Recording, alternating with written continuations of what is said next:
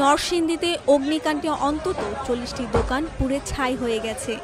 ৪ জুলাই শুক্রবার ভোর ৫টার দিকে মাধবদী বাজারের মুড়িপট্টি এলাকায় এ অগ্নিকাণ্ডের ঘটনা ঘটে। একটি স্বর্ণের দোকান থেকে আগুনের সূত্রপাত ও মুহূর্তে আগুন পরবর্তী সব দোকানে ছড়িয়ে পড়েছে বলে জানিয়েছে প্রত্যক্ষদর্শী ও স্থানীয়রা। আমরা ভোর ৫টার দিকে আমরা খবর পাই যে এরকম ঘটনার পর আমরা আসলাম মুড়িপট্টি আসে দেখি যে আগুন বাইন্দাপট্টি ওই সাইড থেকে আগুনটা লাগছে, তো আমরা আমাদের সাইডে প্রথম লাগে নেই। তারপর আসে দেখার পরে দেখি যে পরিস্থিতি আগুন দেখে আমরা সামনে আগানোর মতো না। ফায়ার সার্ভিসের লোকজন আসলে কি হবে, আগুন চতুর্দিকে ছিঁড়ে গেছে যে আমরা কোনো মালামালও বাই করতে পারি নাই, বাকি খাতাগুলো আছে তাও বাই করতে পারি নাই, নগদ টাকা আছে কিছু।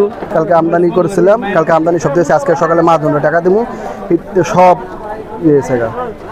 নাই কিছু। শোনার সাথে সাথে আসছে, আসার পর একবারে দোকান ছাই হয়ে গেছে।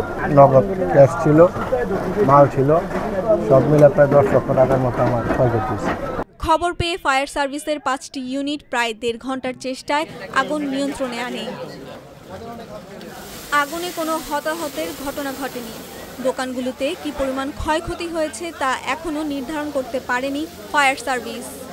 বিশেষ করে এখানে সিলিন্ডার ছিল, কারণ যেখানে স্বর্ণের দোকানগুলো ছিল সেখানে সিলিন্ডার রাখা ছিল, সেখান থেকেও আগুনের উৎপত্তিটা বেশি ভয়াবহতা সৃষ্টি হয়।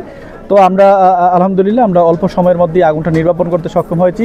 এখানে 40টা দোকানের মতো ক্ষতিগ্রস্ত হয়েছে, সেখানে ইলেকট্রিক দোকান আছে। পুড়ে যাওয়া দোকানগুলো স্বর্ণ, ইলেকট্রনিক্স, মুদি, হার্ডওয়্যার, প্লাস্টিক ও স্যানিটারি মালামালের।